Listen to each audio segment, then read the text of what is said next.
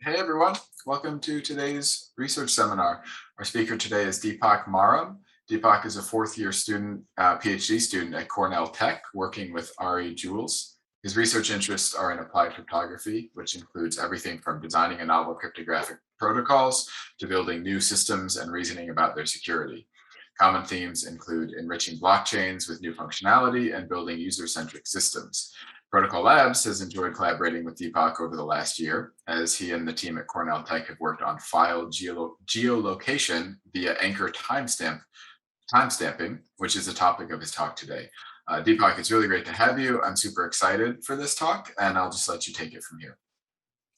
Thank you, Jonathan. I'll get started now. Okay, so today I'll be talking about our recent work called GoAT, where we build a new cryptographic primitive that enables proving file geolocation. The primitive is called Proof of Geographic Retrievability, and I'll explain more about it as we go along. This is joint work with Ido, Mahimna, and Ari, and feel free to stop me and ask questions whenever if you have. So let's begin with motivation behind our work. So proving location turns out to be critical in several different settings. The main setting of focus for us is in decentralized storage systems. I'll give a quick intro to what these are and where location becomes important for them. So one criticism that is aimed at blockchains like Bitcoin and Ethereum that use proof of work or proof of stake is that their mining function is inherently not very useful. And one approach that tries to be more useful in this regard is what is known as proof of storage. Now, in recent years, we've seen several companies that are trying to build variants of proofs of storage. Filecoin, CL Storage are to name a few. But let's kind of focus on the question of the usefulness of storage. The point I want to make is that storage is not very useful without a key property that I'm going to call robustness. And the point here is no one wants to store a single copy of data because, what if some catastrophic event happens, like a power failure or some sort of disk erasure, and the file gets lost. So for storage to actually be useful, robustness of the stored data is pretty important. And to achieve this, what these systems typically do is build what are known as proofs of replication, or POREPs in short. At a high level, what happens is you take a file, and let's say you want to create 3 replicas of the file.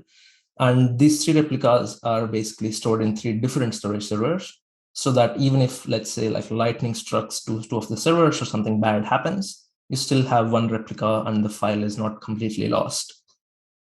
I do want to highlight one fact about the encoding part here. These schemes tend to be expensive for reasons I won't go too deeply into.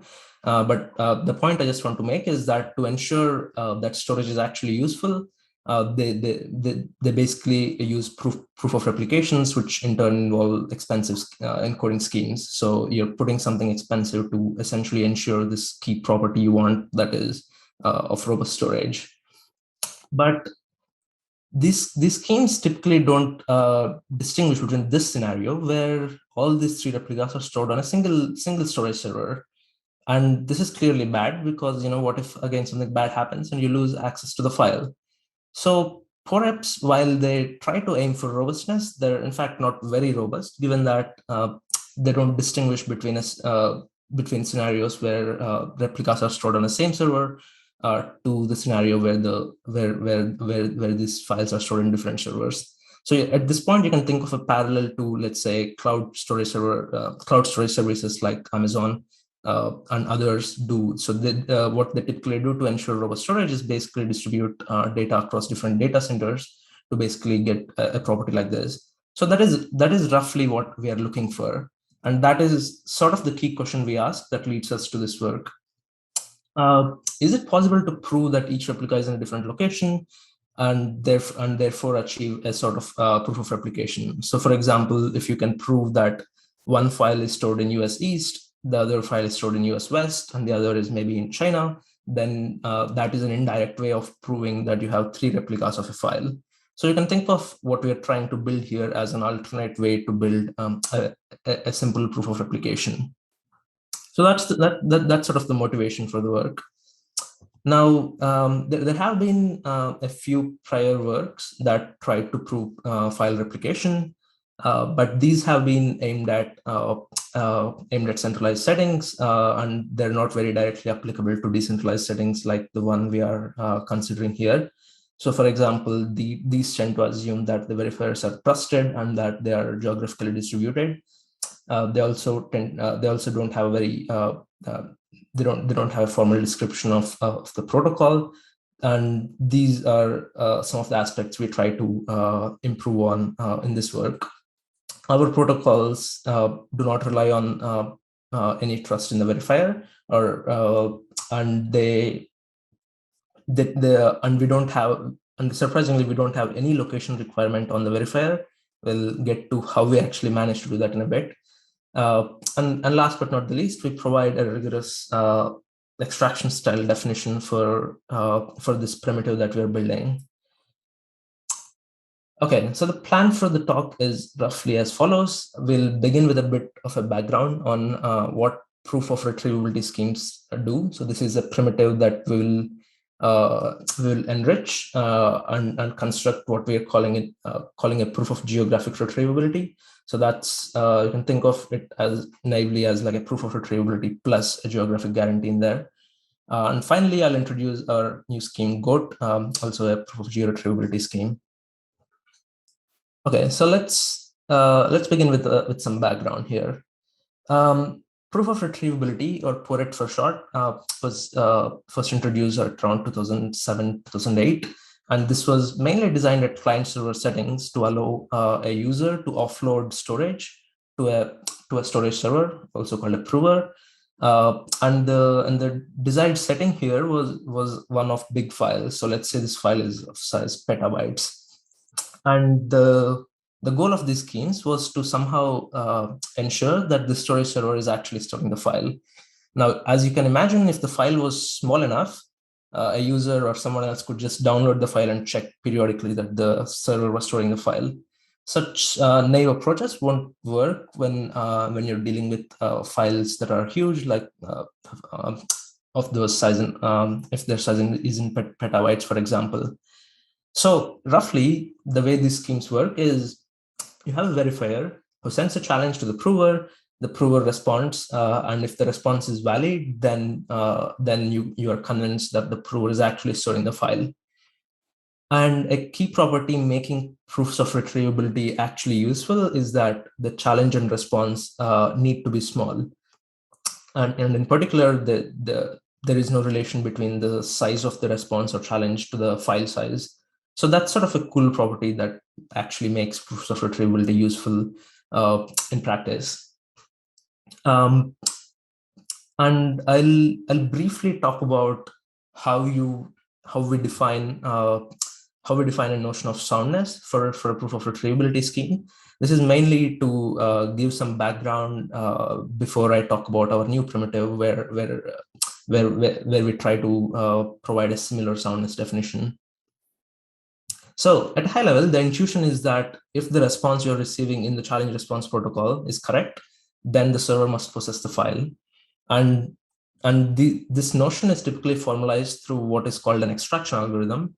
And the point is that if you're able to design an extraction algorithm that takes as input one or more responses and is able to compute the file on using just the responses, then you can be convinced that that the server is storing the file.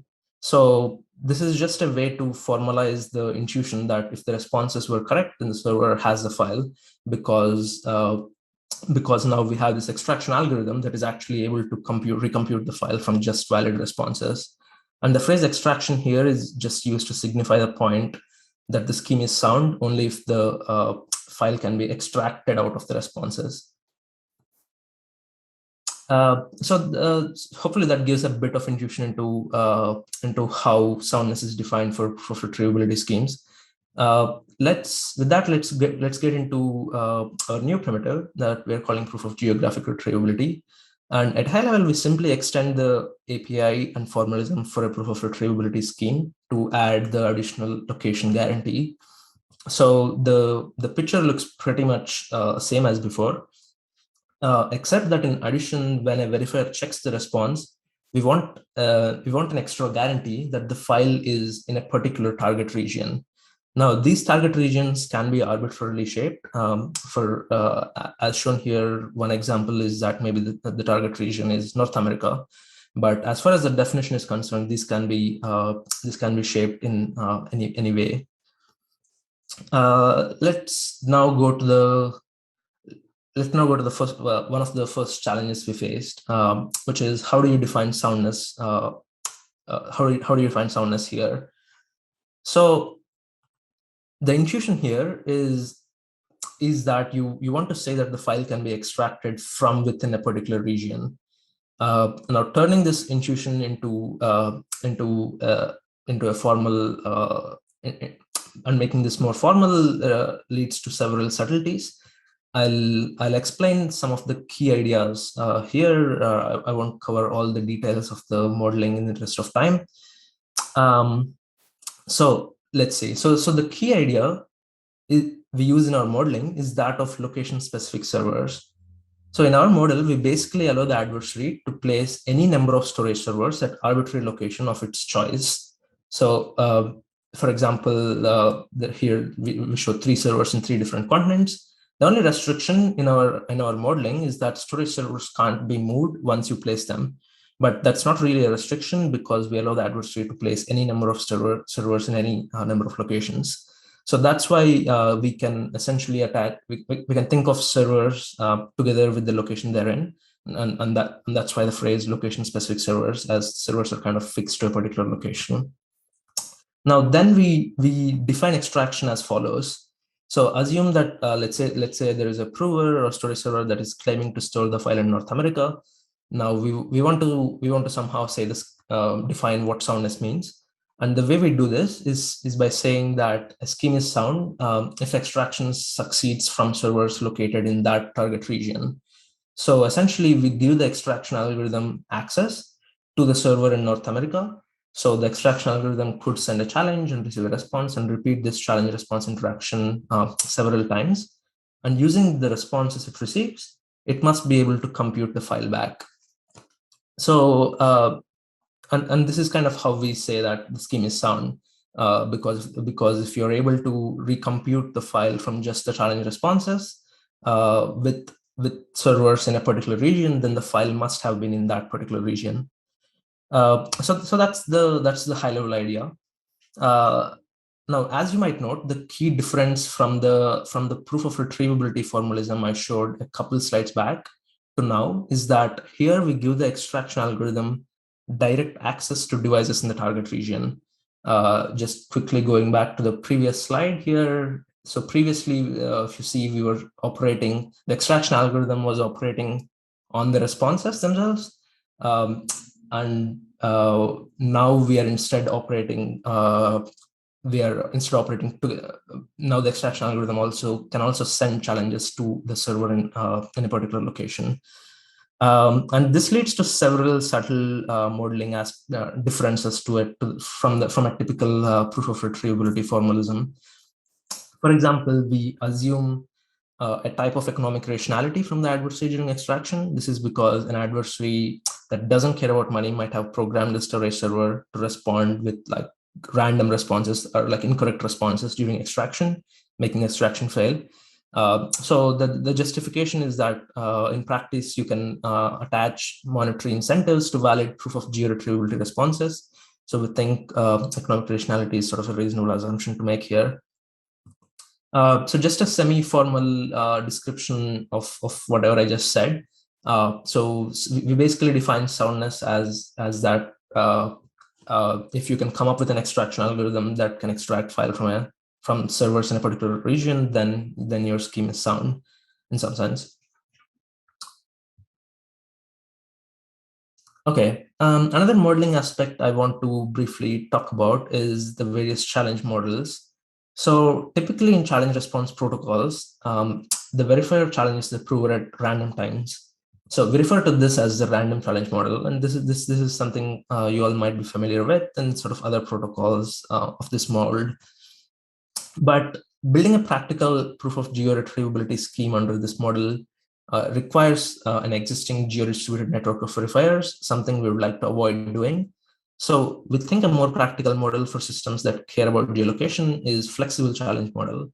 Now, in this model, the key difference is that the prover gets to pick when to respond to a challenge up to a certain extent. So the prover has additional flexibility as the name flexible challenge model signifies. So for example, you might require the prover to run a challenge response protocol once every half an hour without exactly telling when within that half an hour. So the prover gets to pick the exact time within that half an hour. So this model should also be clear once I explain GoAT in a bit, because GoAT operates under this model. And as I said before, the rationale behind sort of introducing these two different models is to prevent any assumption of having a geo-distributed network of verifiers and have an easy bootstrapping path to GoAT. This sort of model is also seen in other protocols. I think the Filecoin protocol also uses something similar to this flexible challenge model. So yeah, it's not something we're seeing for the first time.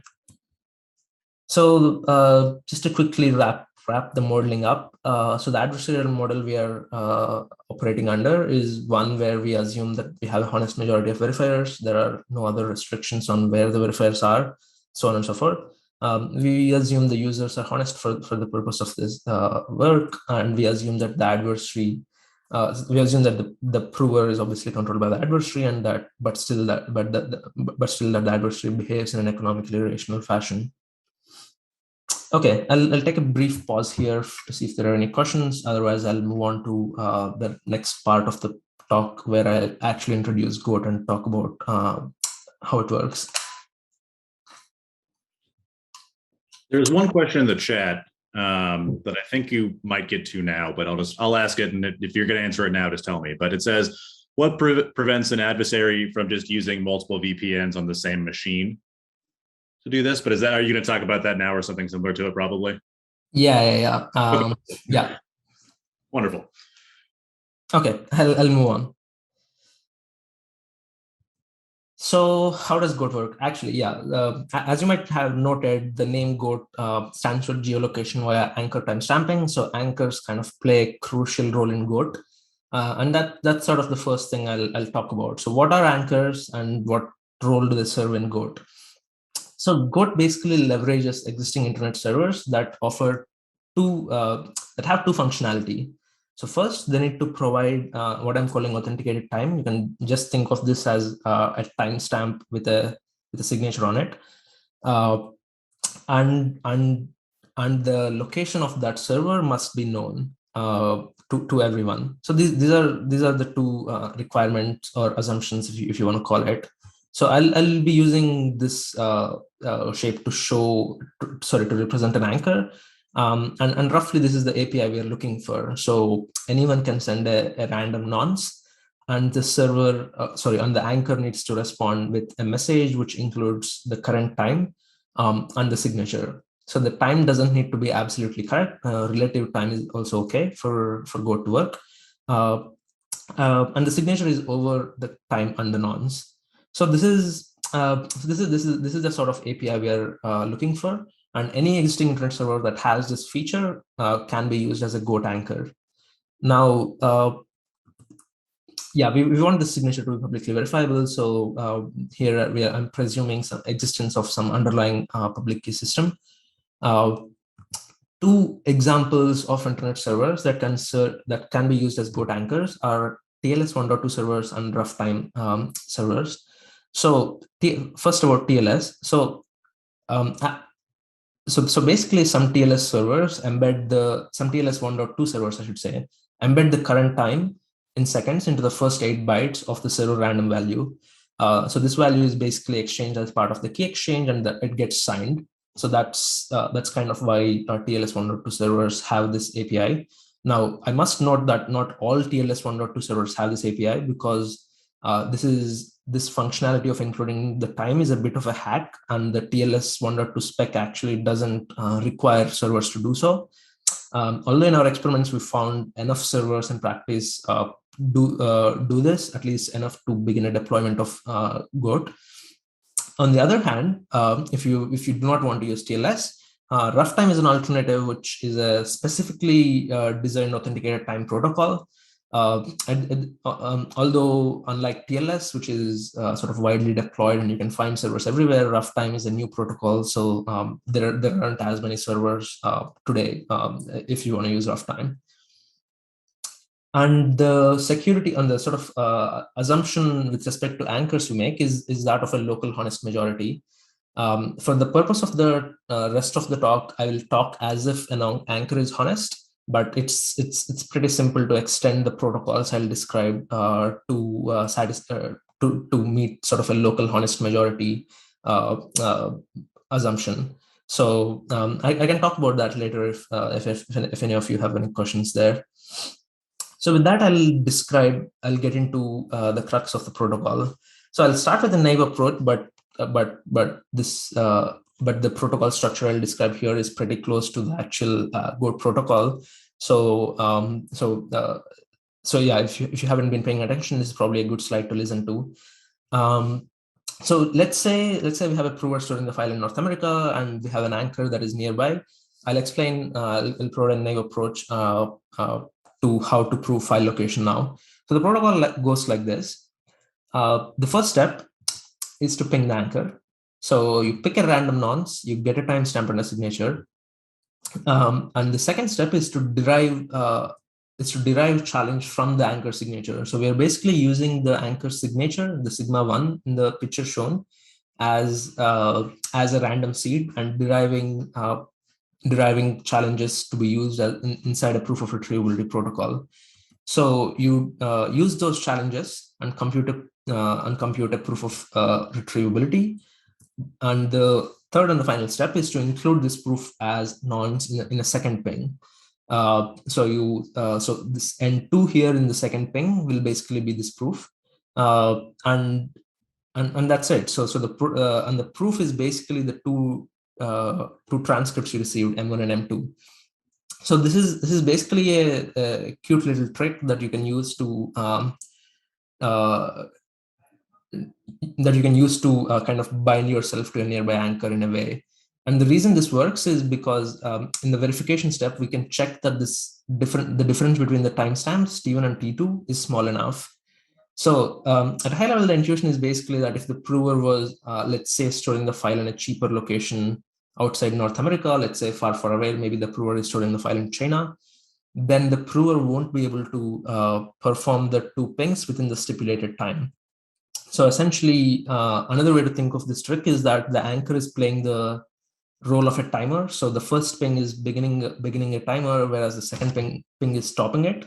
And any verifier later can check exactly how much time it took for the prover to do some operation in between. And so we basically cleverly picked this operation to be the file access operation. So we are basically getting a measurement on how long the prover took to compute a proof of retrievability. So that's the high level idea. Now, why is this should also probably address the question of why you probably can't use a VPN. So if you were using a VPN, you would have to make additional round trips between the prover in one continent to the prover in another continent, so on and so forth. So that's kind of why it wouldn't work. So why do I call this protocol naive? Wait, before that, I see a bunch of chat. Is there anything important that I should address before I move to my next point? Mike had asked two questions in here. I think it says, is the purpose of an anchor only to trustlessly associate the nonce with a timestamp? The purpose of an anchor is, I'm not sure I'd put it that way. Maybe you're understanding it in a slightly different way. I'm not sure. So the purpose of an anchor is kind of twofold. One is we're repurposing the nonce portion to kind of commit to something. That's what's happening in the third step here, where you're pinging with a proof. And the second function is to basically act as a timer between the whatever operations you're doing. So Okay.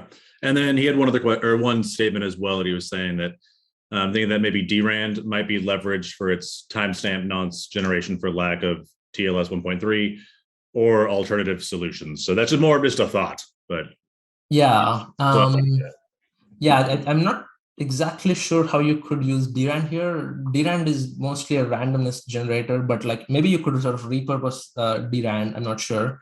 But Roughtime is one example of an anchor that you could use because it provides authenticated time essentially. Okay, I'll move on. So yeah, so at high level, the actual GoAT protocol would look pretty similar. There's a couple minor differences, and those have to do with the following facts. So the point is, this protocol proves geolocation, but the accuracy you would get if you actually deploy it is likely going to be pretty bad. This is because essentially you want the operation you're doing between the two pings to happen as fast as possible, ideally in just a few milliseconds. Just to give a sense of why this happens, each millisecond you spend between the two pings results in about 100 km increase in geolocation accuracy. So even if the operation you're taking takes just 100 milliseconds, which is small outside the context of this work, but it's not enough for this to work, because if it's 100 milliseconds, then the geolocation accuracy is about 10,000 kilometers, which means that your file can be sort of halfway across the planet. So that's the next part of the talk, where I talk about how we try to minimize the time taken for the operation between the two pings. In particular, the question we ask is there a faster operation to prove file ownership than doing a full proof of retrievability computation? And the answer to this we claim is the use of a new API function inside a proof of retrievability. So we call this a commit. So typically a proof of retrievability has three sort of basic API functions. The challenge function generates a challenge. Prove takes a challenge's input, generates a proof. Whereas verify takes a challenge and a proof and kind of verifies it. As I've sort of highlighted here, we additionally introduce commit, which generates a commitment, which can later be verified in a verify in the verification function. And the requirements we have over the commit function are sort of threefold. It must be short. This is because you want to include this as nonce in the ping you're sending to the anchor. It must be fast for reasons I just explained, to just have good geolocation accuracy. And it also must be aggregable. This has to do with compressing the proof sizes. We'll get to that in a bit. We'll get to why that's needed in a bit. But those are sort of the three things we are looking from an ideal commitment function, so to say. So GoAT uses two proof of retrievability schemes. The primary one is one due to SHACHAM orders. GoAT also works with the Merkle tree proof of retrievability scheme. Now I will not talk about the Merkle tree one much, as it leads to high proof sizes. For the rest of the talk, I'll only be talking about I'll only be talking about the SHACHAM orders one. So what I'll do now is kind of briefly introduce SHACHAM orders, just the parts that we need, and then talk about what the commit function in SHACHAM orders is before I get back to talking about how GoAT works. Okay, at a high level, the SHACHAM order scheme works as follows. You basically take the file and divide it into a bunch of blocks and sectors. The number of blocks and number of sectors are both protocol parameters. The tag generation or the setup phase of the proof of the SHACHAM order scheme. By the way, I'm only talking about the publicly verifiable version of the SHACHAM order scheme, as that's sort of the protocol of interest for us. So the tag generation involves computing essentially what I like to think as an aggregate signature over all elements in a single row. So you can add, for those of you who are aware of BLS style aggregate signatures. So this is basically a short signature of sort of potentially a long list of elements.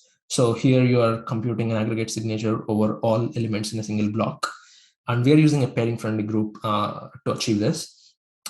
And the challenge response protocol at a high level works as follows. A challenge consists of a block index. So a block index is basically a number between 1 to n and a random value. And the verifier typically sends many challenges at once. And to compute a response, you basically take a linear combination over the requested file blocks, and you also aggregate the corresponding tags. So for example, if the challenge had, let's say, if this is a challenge of size 2, then you have 2 block indices, let's say block 2 and block n, and the verifier also sends 2 random values, v and v prime.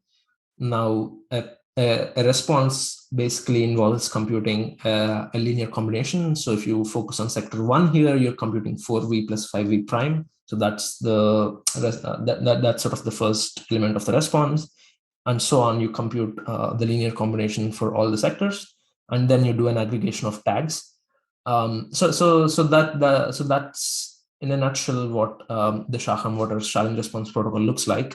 I won't go into the details of how the verification works, as that's not of interest for the goal I have of showing what the commitment function is. But at high level, if you're curious, it involves doing a pairing operation in the verification, whereas in the prove operation, you're basically doing a bunch of group operation when you're aggregating these tags here. All right.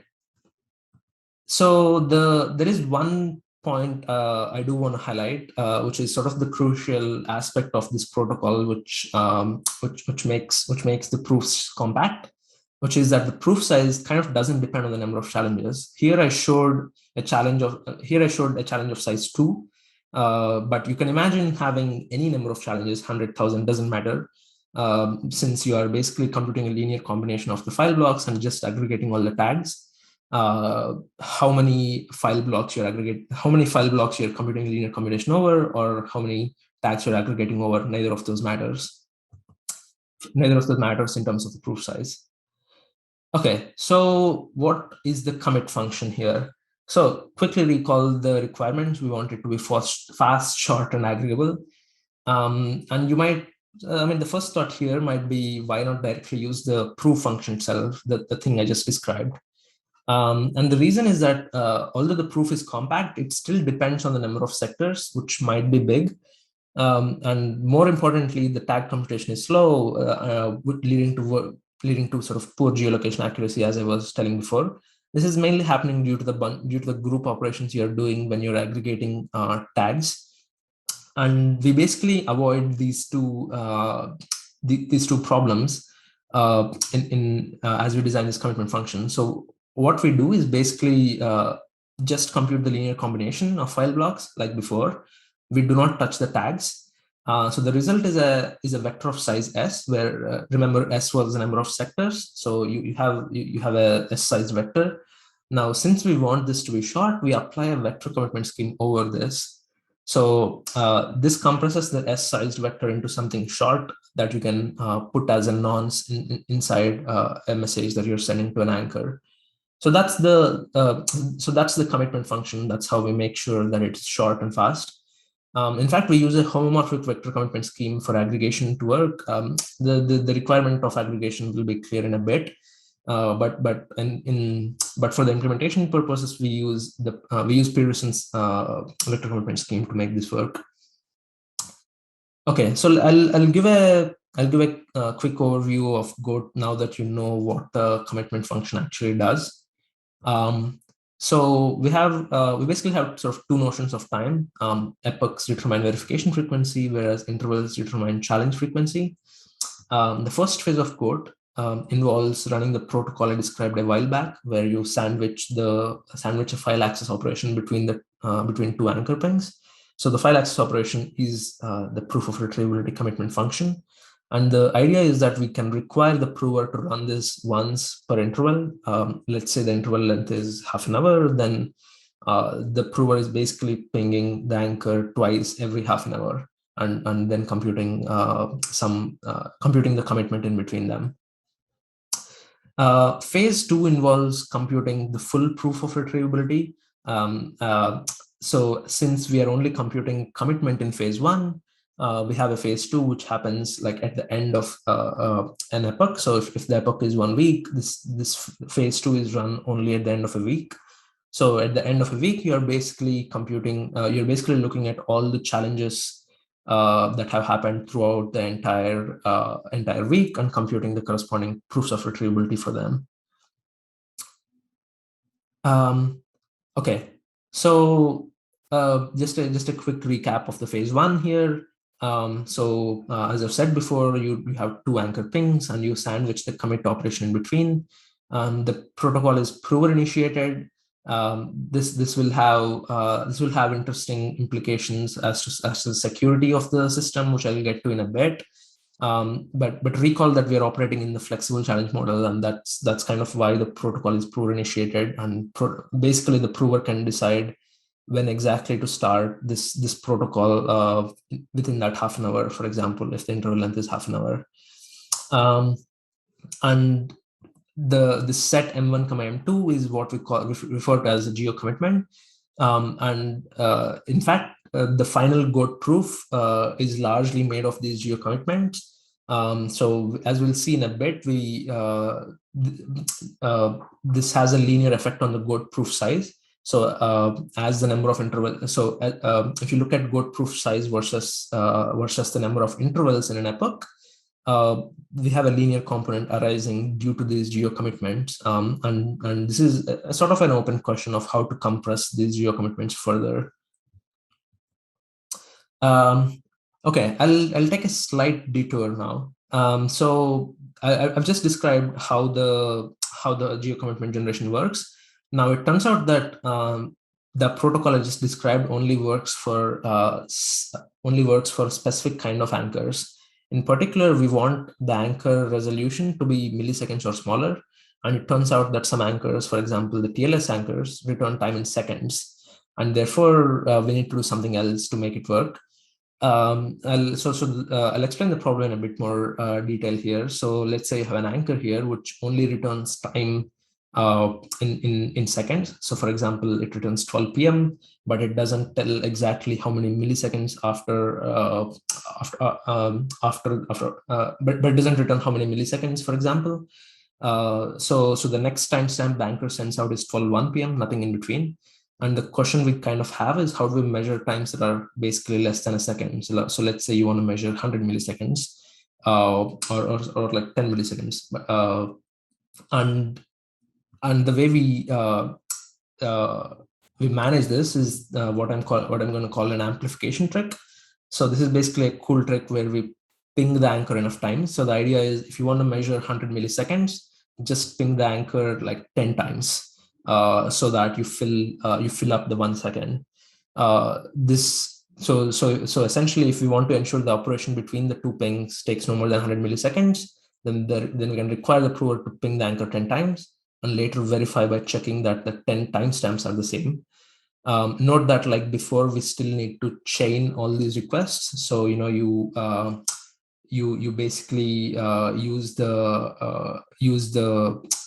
signature from the first timestamp, signature from the first response, use that to derive challenges, compute a proof of retrievability commitment, and use that as a nonce in the second ping, and repeat this sort of chaining idea we had before. So that's kind of how we deal with low resolution anchors. Okay, I'll talk about the phase 2 of GoAT now, where we compute the full proofs of retrievabilities. So at a high level, the idea here is to simply compute the proofs of retrievabilities corresponding to the challenges you received in the entire epoch. As I said before, this phase is run only once per week. So this is just a table showing the relevant state before the phase 2 starts. So let's say an interval length is half an hour and maybe epoch length is a week. So you have about, I think, 300 or 350 intervals in a week. And in each interval, you have a challenge that you have received by pinging the anchor, and you compute a commitment. Now, the goal of phase 2 is, in a sense, to compute the corresponding proof of retrievability corresponding to all these challenges. Now, as you might imagine, a simple idea is to just run the proof function over all these challenges. While this works, the problem with this idea is just that the proof size gets huge as the size of, as now you have n proofs of retrievability that you need to submit to a verifier. And we use a couple of tricks to compress this essentially into a single proof of retrievability. So I'll explain the tricks now. Essentially, if you recall the proof of retrievability scheme of SHACHAM orders I explained before, we were essentially able to ensure that the proof is irrespective of the number of challenges. So the idea here is just to kind of apply a proof over just to run proof over an aggregate challenge, which contains all the challenges. So this is just an extension of the technique from SHACHAM orders. One point to note here is that due to this proposed compression idea, we just have a single aggregated proof. But in this process, we also lose the ability to individually verify the commitments. Instead, the way you would have to verify this is to compute an aggregate commitment. So somehow combine COM1, COM2, and COM-n, and then verify that against this aggregated proof. So that's the rough idea of what we're going for. Now, this simple thing that I said turns out to not work because of exactly what I just said, which is that we lose the ability to verify individual commitments. So recall from the security model that we want to ensure that an adversarial prover stores the file in the desired location in all intervals. What we don't want, for example, is someone storing the file in just like last half an hour of a week and offloading the storage to some other location in sort of week minus half an hour, for example. But that attack becomes possible here because an adversary can essentially, so as I show on the picture here, an adversary can, for example, use a random value in one of the commitments and set the second commitment in a way that the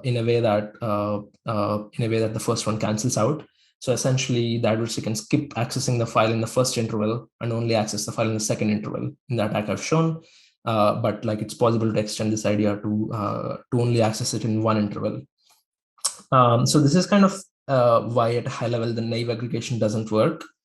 And the idea we employ to get around this is to basically re-randomize the challenges after the commitments are finalized. So as you noticed before, the adversary is exploiting the fact that it can sort of play with the commitments inside the protocol, inside phase one. So the idea is to essentially re-randomize after the phase one ends. So what we do is derive a bunch of random coefficients after the epoch ends and re-randomize the challenges at the end. So as I sort of mentioned before, each challenge contains two parts: the file indices, which correspond to which block in the file, and sort of the random values. What we do in phase two is randomize the second component of this, where we basically apply these random coefficients to these values. And this essentially allows us to guarantee that the file was there in all intervals in the target location. So hopefully that just gives a high-level overview of how we deal with various challenges. So we're reaching kind of the end of the slides here. So I'll give a bit of an overview of the security arguments and kind of why this all works. So recall that our goal is to ensure that the file is stored almost always in the target region. So as an example, what we don't want is that the file to be fetched once each interval and deleted soon after. Even that is not enough in some sense. And the intuition for how we achieve that is to basically make the interval length small enough so that it is economically irrational for an adversary to kind of fetch the file every interval. And we are essentially relying on a storage versus bandwidth conundrum where storage costs are much cheaper than bandwidth costs, and that's kind of why it's economically rational for an adversarial storage provider to kind of store the file in a location instead of fetching it every half an hour if the interval length was half an hour. There's a bunch of other security arguments issues that I won't go into in the interest of time. One of them is grinding attacks. This is basically arising because the protocol is prover initiated. So as you might imagine, what a prover could do is store, let's say, half the file and keep pinging the anchor until it receives a challenge that is good. And in a nutshell, we avoid this by basically increasing the number of samplings you're taking, or the sort of the number of challenges you have, so that the adversary stores enough of the file. Yeah, we also have various other extraction related proofs and other conditions that come from that that I won't go into here in the interest of time. There is one security argument, or if you'd like to call it, that I'll go in a bit more depth, given the practical implications of this. So the key question you might care about after all this is sort of what is the geolocation accuracy your protocol achieves, and I'll briefly explain how we model the network and how we sort of arrive at a formula to compute this. So the question is, how far really can the file be? And this is basically dependent on this capital T here, which we are using in verification to bound the timestamp difference. So this determines what we call a region of uncertainty. So in GoAT, the regions of uncertainty are basically circles inscribed on spheres. You can think of so the center of the circle is the location of the anchor, whereas the radius is determined by a bunch of factors that I'll get into in a bit. But the region of uncertainty is a circle, is a spherical circle. Okay, so network model we operate under is we assume the Earth to be a sphere. We have a maximum speed we assume that an adversary can't can't sort of go over, calling that as max. The minimum network speed is more of a completeness property. If you want your system to work for as many honest parties as possible, you would want to set S-min low enough. And I call the ratio between these two the speed up that an adversary has. So essentially, you can think of an adversary doing all it can to get like good network speed. So maybe it can get super fast connection, like close to, I don't know, fiber links, do all it wants, but we assume that it can't broach S max. So that's sort of the model here. So for the evaluation later, we use a speed up of 3, but like it's tunable, and you can sort of pick it based on various sort of issues here. But as you might imagine, the speed up has a direct impact on the geolocation accuracy. So let's say we have an anchor here and we have a honest storage provider, which is, let's say, D distance away. What an adversary can do, just thanks to the speed up, is essentially store this file D times speed up distance away, because the adversary can do a ping speed up times faster than any honest party. Now, there are a bunch more constants here that arise because we have to provide the honest party with, we have to allow the honest party to do some computation that we can basically assume the adversary takes negligible time. So these are basically various delays, like, I don't know, file seek delay or sort of code execution delay. All these delays are things we have to give enough time for a honest party to do, but an adversary can basically push them down to 0 by spending enough effort in some sense. So that's why these constants exist there. Okay, I'll go to the implementation and evaluation section. We'll soon see some real numbers where I'll talk about the exact geolocation accuracy we see.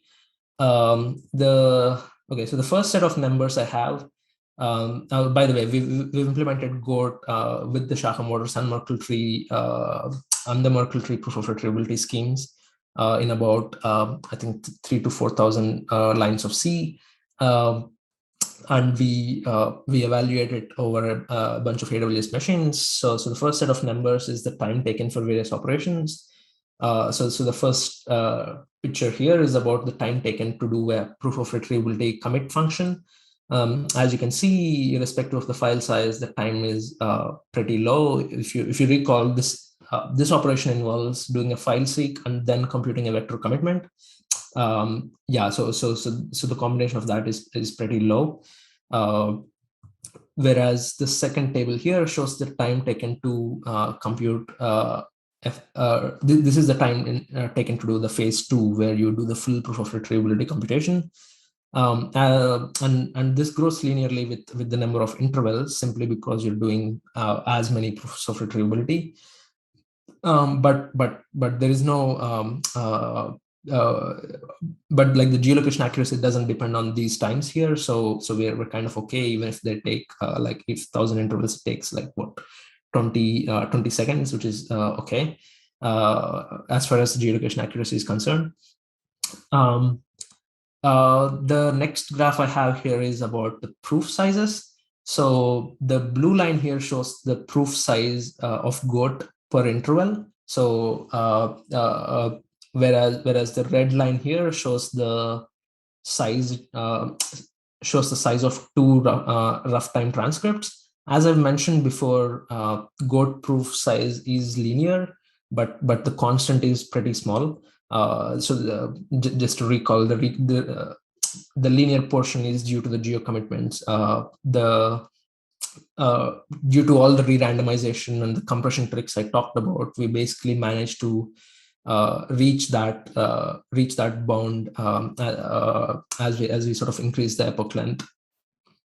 All right, so the final set of numbers I have here, basically show the actual geolocation accuracy GoAT achieves. So I'll explain these numbers in a bit more depth here. So what we basically did is pick 2 AWS instances, one in North Virginia and one in London, and choose 5 anchors near each of these AWS machines. So these AWS machines are acting as provers, you can think, in the protocol.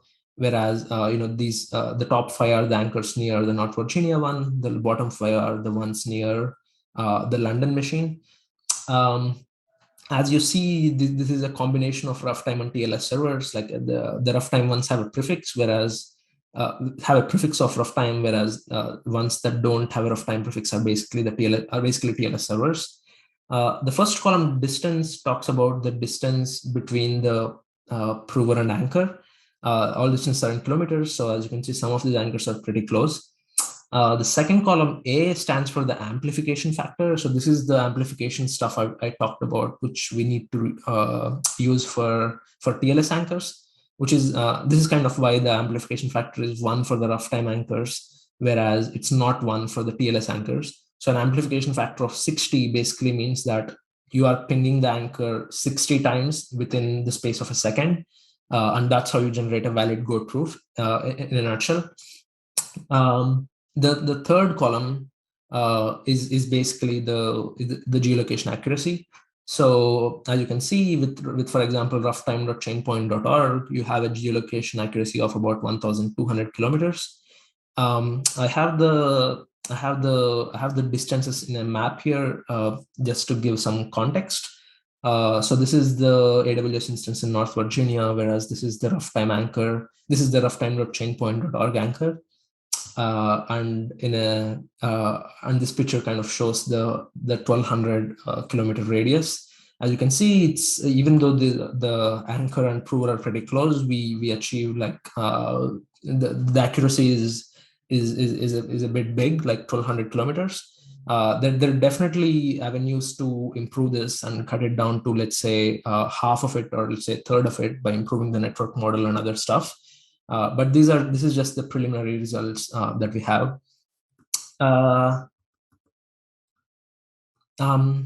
Okay, one final number I want to highlight here is the delta by dist thing that I have in the third column here. This number is basically a reminder, or is a signal of what is the component that affects this geolocation accuracy. So if you remember from before, we had this function where the radius is d times speed up. So if you do radius by d, you basically have speed up plus constants by d. As I said, speed up is 3. So basically, if that ratio is close to 3, then it means that the dominant factor causing this dominant factor in the geolocation accuracy is just the network model.